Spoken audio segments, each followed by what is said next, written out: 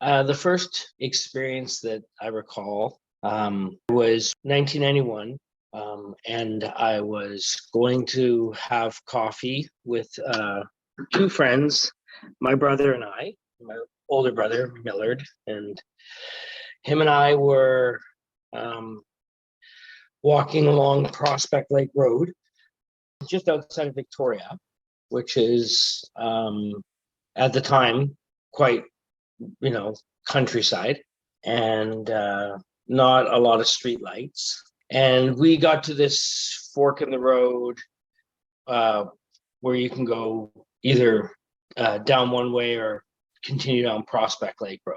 And so we were continuing down Prospect Lake Road, and we came to this like farming area, and we were coming to a hillside that kind of goes up to your right, and we were following up to the right up this hillside, and there was a farmhouse on the right hand side, and we came up to the top of the hill, and on the left is an embankment with some Douglas fir trees on it, and out of the right hand side of my scope of my vision, I think I see a flash of light, but I just dismissed it immediately.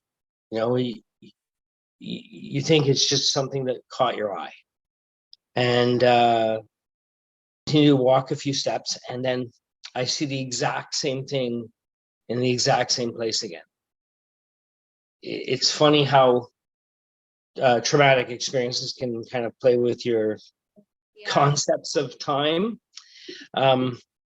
So I see this light, and I say to my brother, I say, "Did you see this?" And he goes, "I thought it was just me." And then all of a sudden, these, 12 to 15 melon-sized spherical lights, just, one slid from behind the sky like it was an insert, and another one came out from behind a tree, and they were just all of a sudden amongst us, and there was flying around us and no more than an arm's length away. And all the hair on my body was standing on end, and it was like almost hurt, and I was, this is my older brother. So at the time I'm like, just coming out of my teens, and he's a young 20-year-old. And so I turned to him, I'm like, well, what should we do? Run? Run. Ooh, I'm going to run someplace. But you get this, fight or flight, and you can't fight. So he says, just keep walking. So we continue to walk down Prospect Lake Road to try to get to our friends. And then somewhere at the top of the hill, we are now facing the way we came, and we're walking back down the hill. So we're really quite terrified now, because we're kind of being ushered up by these spheres. And we get down to the bottom of this turn through the farming area, and there's a nice little straight stretch, and it goes down to one of the only street lights on the road, and there's this big rock underneath the street light. And when cars come around the corner, you can tell somebody's coming because it shines its headlights on this rock. And so I look, and I see down to the light, and this one sphere goes down to the light and stops underneath of it, and it travels fast as you can possibly keep your eye tracking something, and stops instantaneously. And when it was aware that I was looking at it, it came right towards my face, and at the last second it moved away. And I had this feeling like I was a cat's toy being pawed with. And, you know, I've come to different conclusions as time's gone on about maybe what is all this happened. But at the time, I was just terrified. And and a little angry because I felt like I was being like played with. Yeah. Yeah. And I'm like, you came all the way to here from wherever you were just for this. And so then we see headlights on the rock. And so we know a car's coming. And it was like this elation, like, oh my God, humans, you know, and this, as soon as this car came around the corner, the lights were just as gone as quick as they had arrived. And it was a 1968 green Firebird, comes around the corner, you know, chugging along, blah, blah, blah, blah, blah. And it pulls up, and we're like, well, help, help, help. And they unroll the window, and we're like, oh my God, like UFOs, aliens, you gotta help us, we're gonna die. And of course, they just hit the gas and take off, thinking we're just, you know, and this is like probably 91. So probably just thought we were like hopped up on something. And they take off, and all I can think is like, oh my God, like we're gonna disappear, and my mom's not even gonna know what happened to two of her boys, right? Like just gone. Because at this point I felt completely helpless. I look up in the sky, and there up in the sky is this triangle, a giant triangle of three lights. And I go, what's that? And my brother Miller goes, oh, I don't know. Like maybe there's a giant radio tower somebody built, you know. But we grew up here, and, you know, we knew there was nothing. But immediately after this experience, we wanted to normalize things. And of course, there's nothing there. It's just there was a three lights with a huge triangle. What it was, who knows? So somehow we made it home. I woke up the next morning completely oblivious to everything that happened. So I'm going to take you back a little bit. I have a couple questions I just kind of get your opinion on. But you mentioned when you first saw these lights that you described it almost as if like the way that they appeared, like it wasn't like normal movement. It almost seemed like to me that they almost like, I want to say like a portal, kind of like maybe like an opening, something that allowed to get through. You know, maybe interdimensional, who knows? Maybe we're just seeing a portion of what they're probing into this universe with. Maybe it's not, maybe I don't understand what it is. You know, there was a presence and an intelligence, acknowledgement in body language, if you will. You know, so it was very strange. And, you know, you wouldn't think that you would forget such a thing, but I did. And then the next morning I was down in our washroom, and I'm shaving.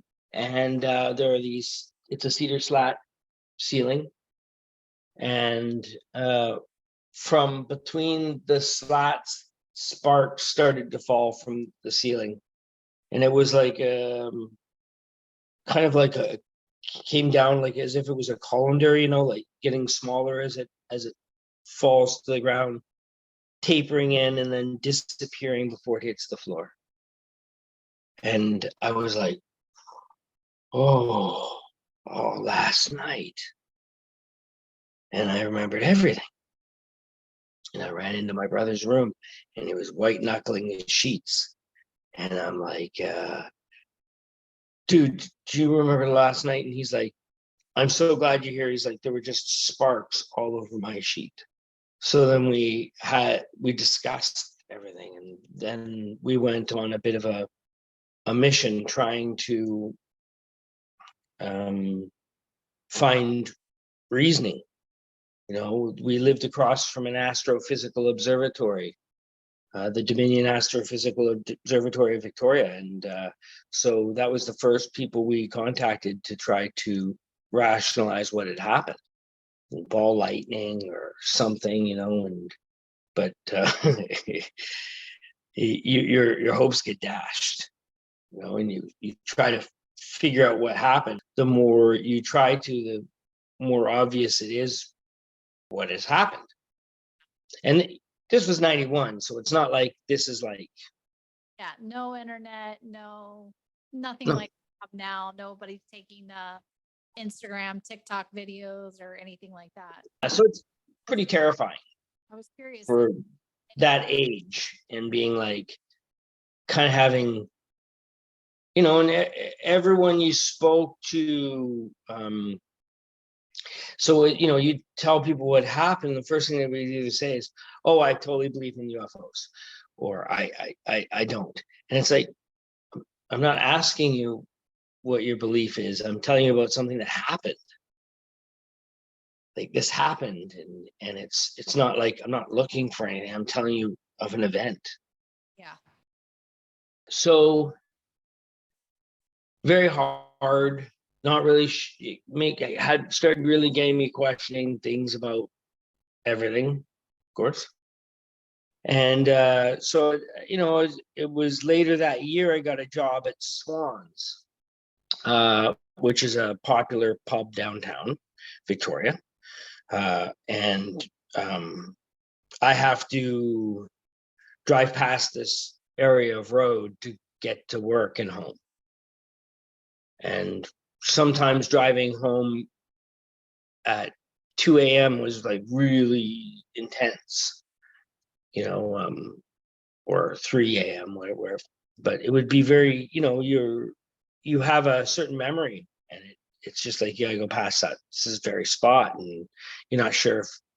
So I'm driving past this Prospect Lake Park, which is right at that corner where the roads part, and you can either go one way or the other. And I'd get to this park, and the first night I was like, oh my God, somebody's behind me in my seat. And I'm like looking, and I'm like 100% sure someone's there, but no one's there. Nothing's there. It's just empty car. And, I'm a bit of a neat guy, so I have like a very clean car. So there was nothing obvious. So I pulled over, I tried to figure it out. Nothing. And I felt strange. I felt like the breath I took after the clap was like starting up again. This happened over like a week or something. I got really scary. About the third time, I was like pretty terrified, and couldn't do anything about it. Went from like having my windows rolled up and my doors locked to like at the end of the week having the windows unrolled and the doors unlocked, and not really sure what happened during that period. So it was really intense. Changed a lot of my perception of things, the world. And then so like,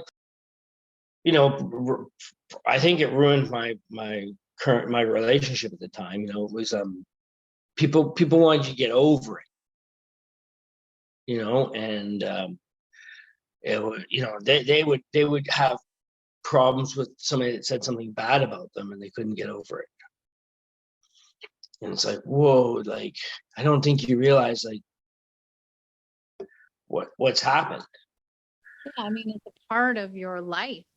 You know what I mean? It's just, it's a part of your life, part of who you are now. So I had no place to categorize it. Yeah. Like, there was no place to put it. Like, where does it fit in, you know,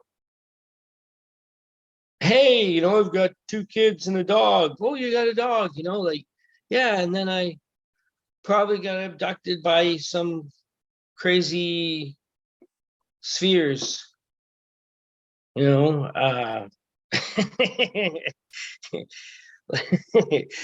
Like, where's the appropriate, moment? Yeah. Did your brother also have a similar kind of experience afterwards? Did he also kind of still have these moments like you did in the same area, or no? No, he didn't have any more further incidents. He had seen some lights in the distance before. But that's all he could recall. And his experience was with another person where they saw some lights in the distance, which is always a lot less intense. Yeah. So then about 5 years pass, and I have the recollection of a memory of when I was 16, and I was just came from seeing a girlfriend. I was we lived on a lake, so I went across the lake to the cabin her family was renting, and her dad had caught me hanging out with her and her girlfriend at 2 a.m. and asked me to leave. So I was feeling like, especially good of myself, and rowing this boat across lake. Now it's about 2 mile distance to my place.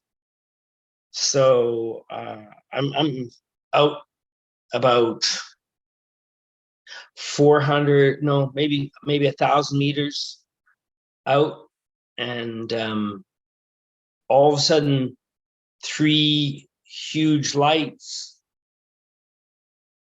very brightly, so bright that I'm assuming they came from above me, but because the way they reflected into the lake, it was so bright that it could have maybe been coming out of the lake.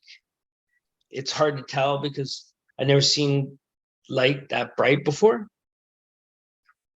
So these 3 lights, I'm assuming, shine down a triangular above me in the boat, and I take this like huge breath, like I'm like, oh my god, like row, Mooney, row home.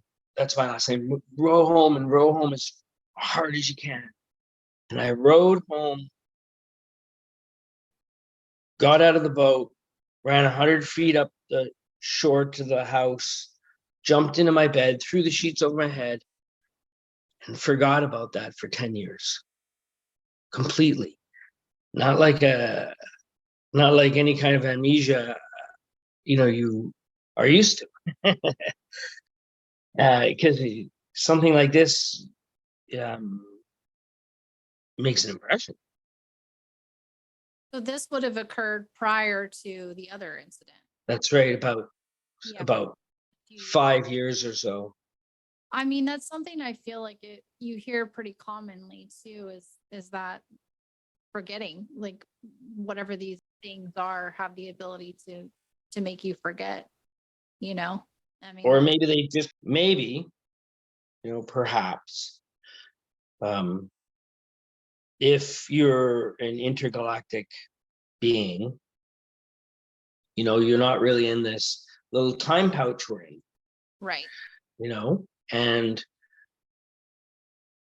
so maybe they don't really exist in time the way we do. Yeah. So pluck us out. Yeah. Yeah.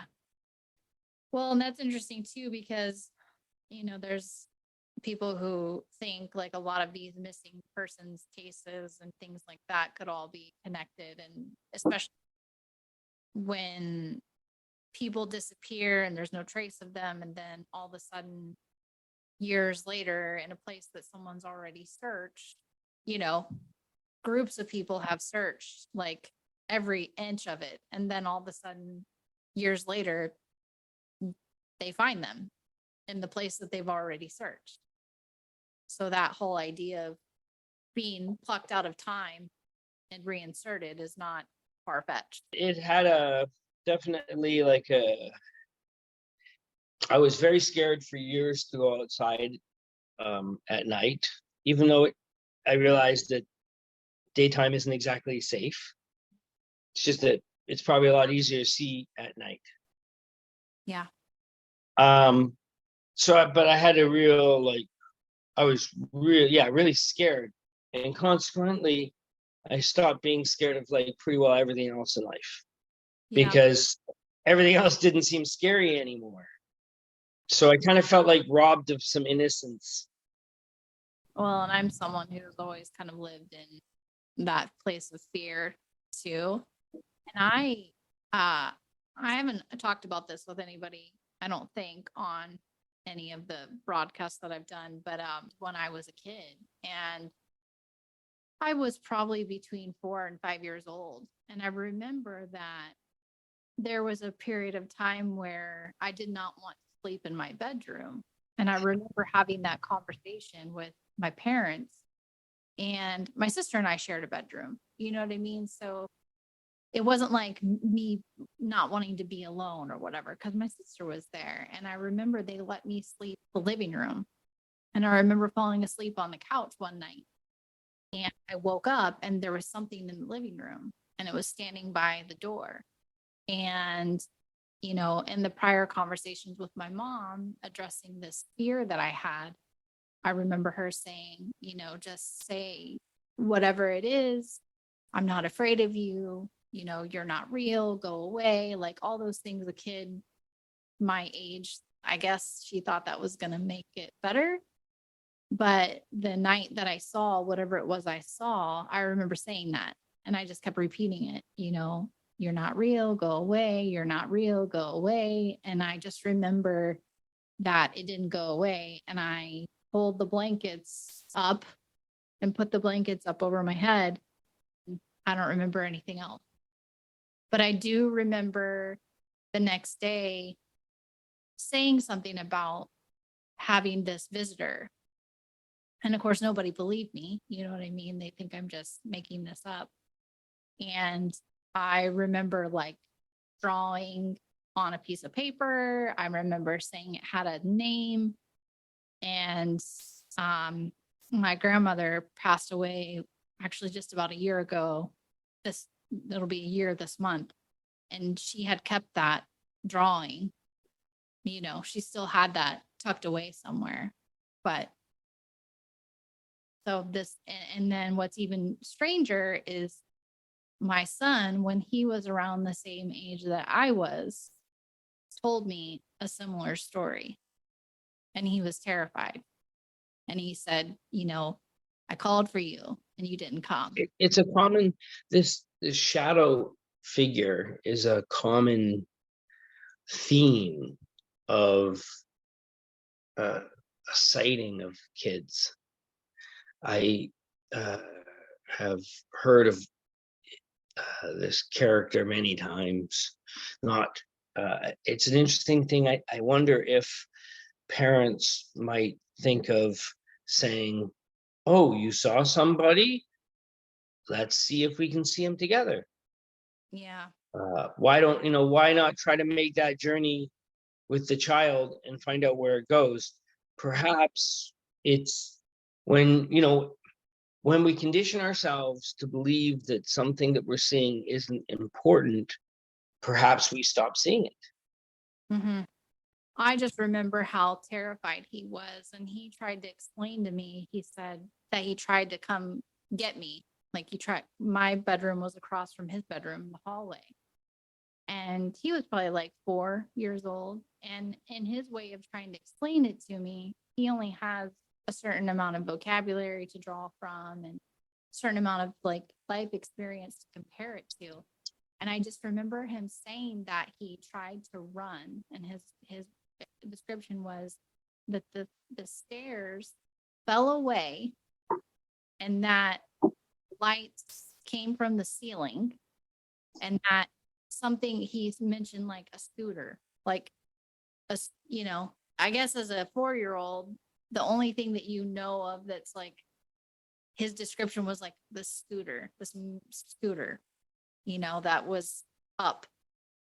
And I just think it's really interesting that he was the same age and we both have had these experiences. And for a while after that, he wouldn't talk about it at all. Like he did not want. So I had these memories that came back, and it makes me wonder how many people have memories that don't come back. And, and then, it would be unlikely that, that whatever this is, cited me out as special. It's more likely that it happening to lots of people who maybe don't remember, can't remember, or have done something to cope. And that where it's probably, when you look at, like, you can look like back to the West Coast here, on British Columbia, to the like northeast coast of Vancouver Island, and there's a legend of the man with one hot side, who was basically a star man, came down, to stories from in central USA going back thousands of years about UFOs, in India 10,000 years. It would be crazy to think that if there is somebody else out there, wherever there is, that they haven't been participating in this since the beginning. Yeah. I agree with that 100%. I think that they've definitely been around a lot longer, and I think that it's some way they have the ability to move through dimensions and time and space. And so, no. And I don't think that we're anything more interesting than, say, whales. So it makes me wonder then, what are they doing with all the earthlings, not just us? And I sometimes wonder too if they just think we're the biggest threat to the planet. I find it's interesting. A lot of sightings take place near like the nuclear power plants. Well, I often say that nuclear power plants have some of the highest security. And if they were around there, you would best hope someone noticed. So perhaps like more eyes in the skies, more video cameras, there's more observation happening at those points. That's why we're seeing them at those points. And that if we had those sort of things over our cities or other places, like up in Norway, they've got that observation platform there. There are hot spots that are everywhere, and our centristic perspective tends to always bring it back to being about us, when I think it's probably more about whatever it is they're trying to do. Yeah. And it probably has nothing to do with us, because we're just specks of dust, from space looking down on Earth. Like it doesn't even exist. Everything on Earth is about the same size. If you look at it from space, there's not really much difference between bacteria and a blue whale. It's just tiny stuff. Yeah. And I think sometimes our big imaginations tend to put us at the top of something that is just infinitely huge, and we're actually just part of. Yeah. Well, we're always looking for an explanation. That's our human nature, is like trying to put things into boxes and trying to understand. And, we have to sometimes tip our hat to superior intellect. Yeah. I don't know if we'll have the answers in this lifetime. I don't know that we need to have the answers. I just know that it is what it is. It's a real thing that happens, and it is part of our reality. I don't know if we'll ever understand fully what that means. There are plenty of people who have experienced it for it to not be real. The more we investigate the human experience and explore it and scientifically.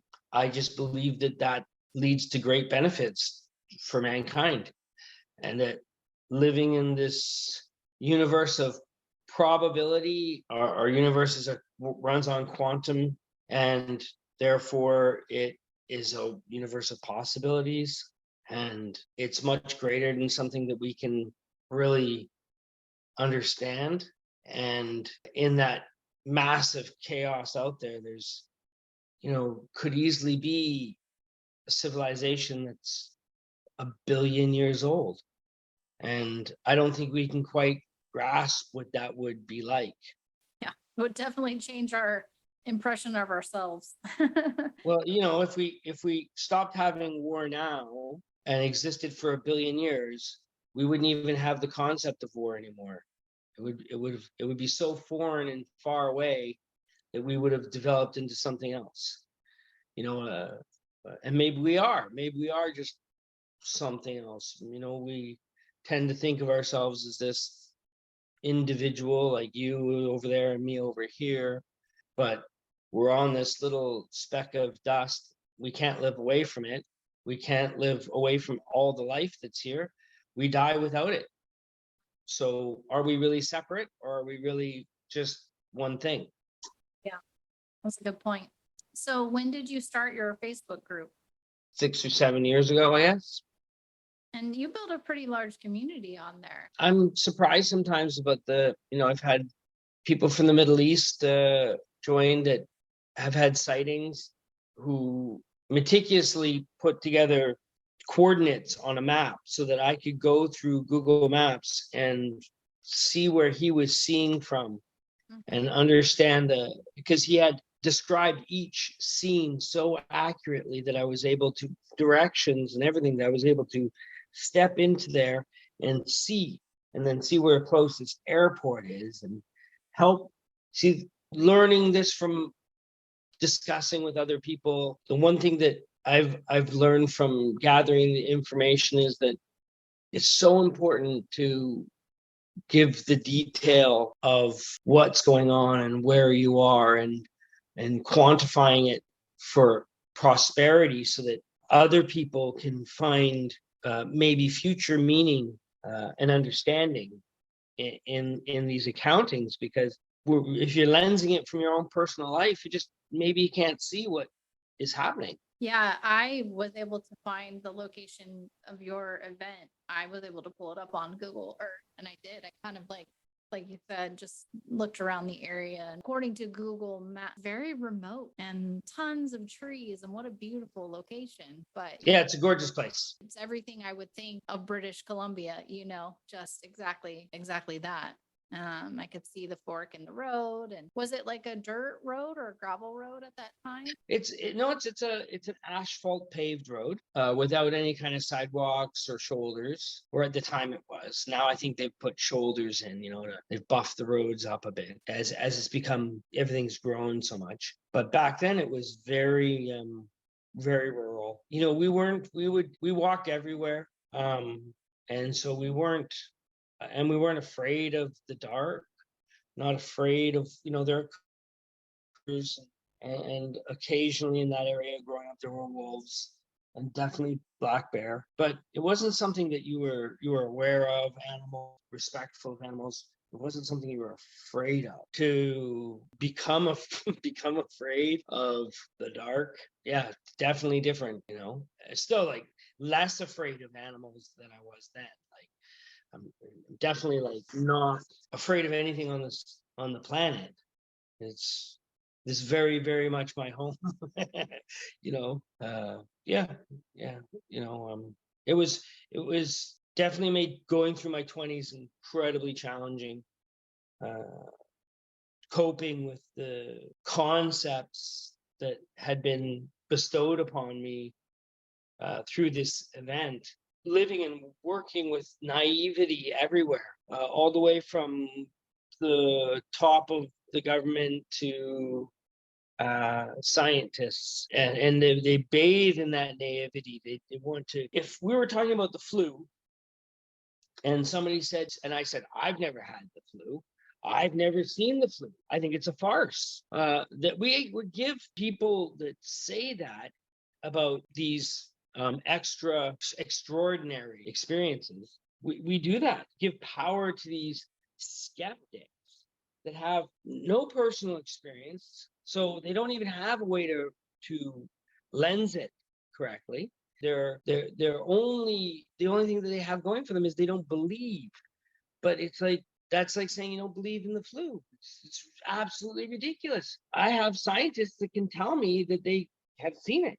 And now we have millions of earthlings that have reported, documented, verbalized experiences. The idea that they're all lying is so beyond ludicrous.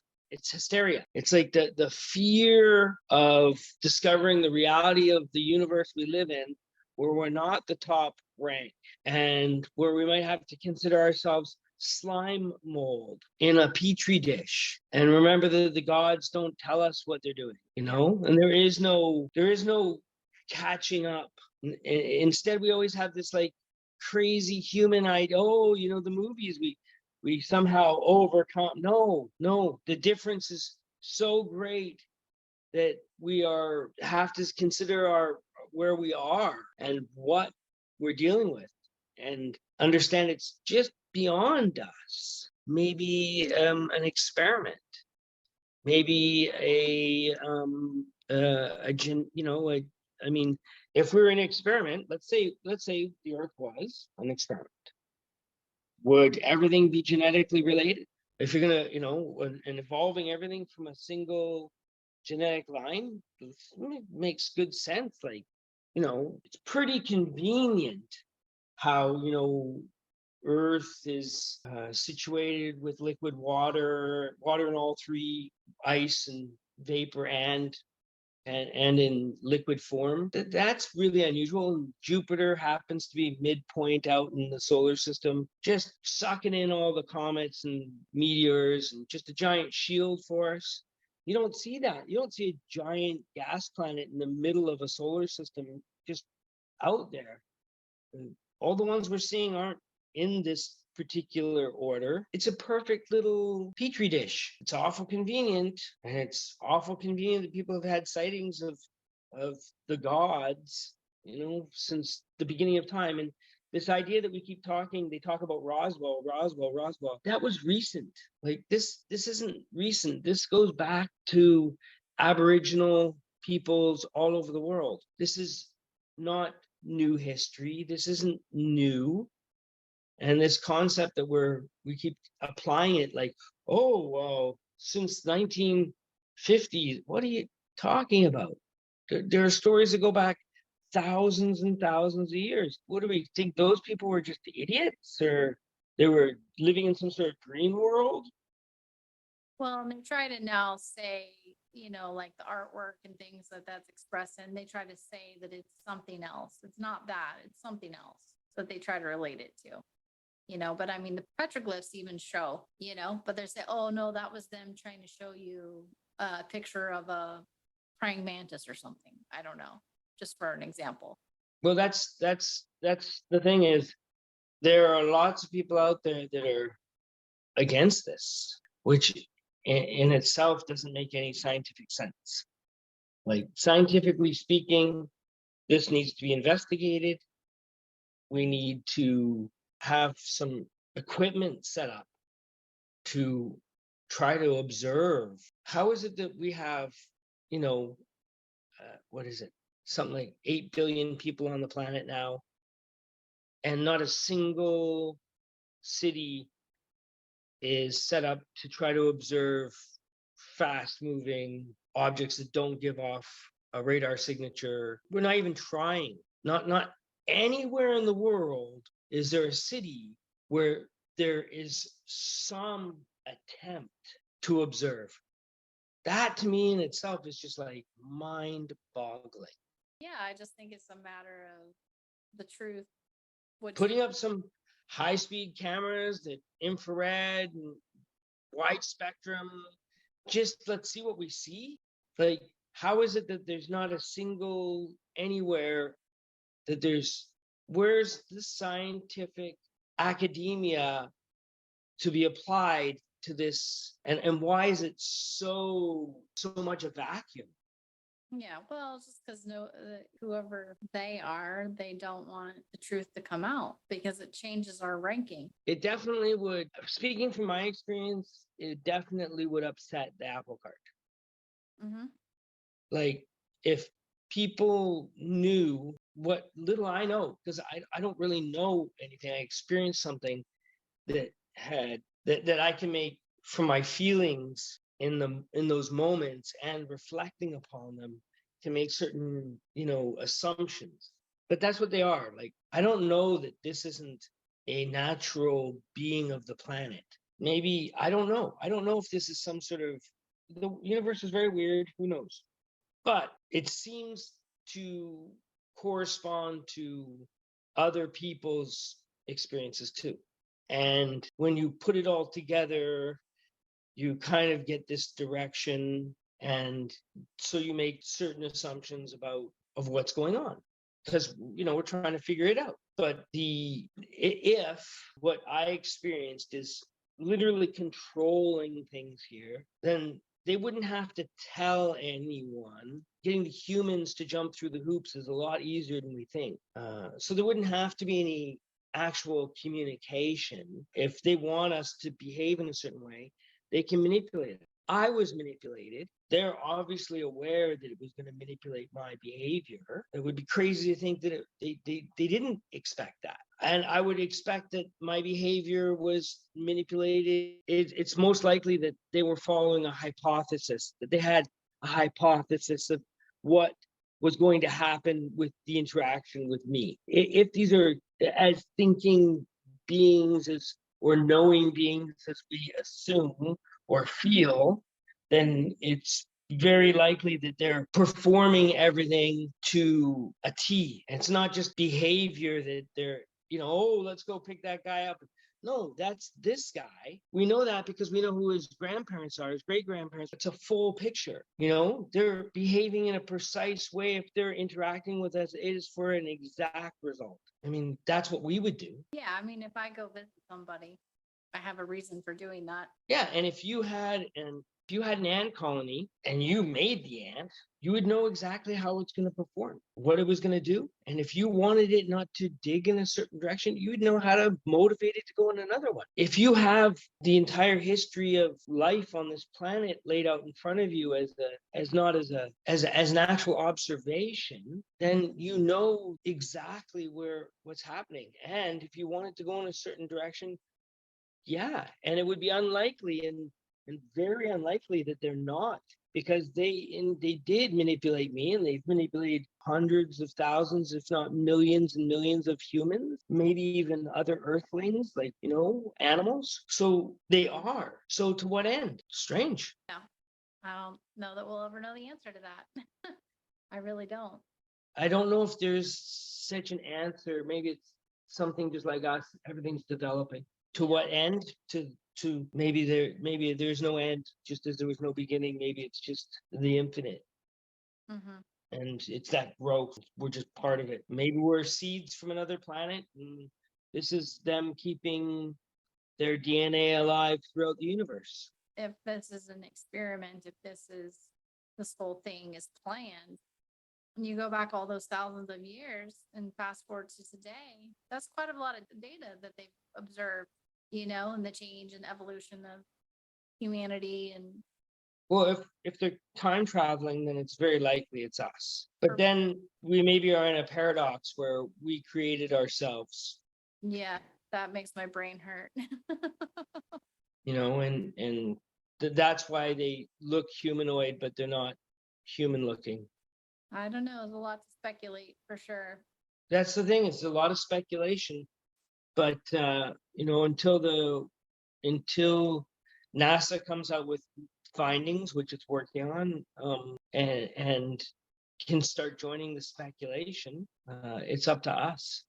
So how are you sharing your community? I know that probably when you went into that, it was a way to connect people and share stories. And are you finding that it's been helpful for people? Are you finding that it's raising awareness? Is it just, It's affected more people than I thought.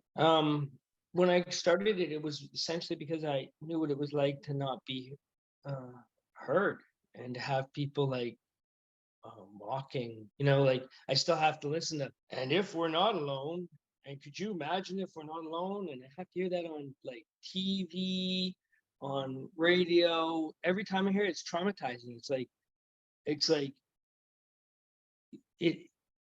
it's a fact.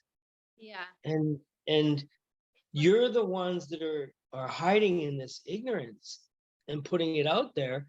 And even though so many people have come forward, you want to make it sound like we're perhaps a bunch of liars. yeah, And yeah, it doesn't make any sense. Like, hey man, like I'm the guy that's telling you that there's the flu.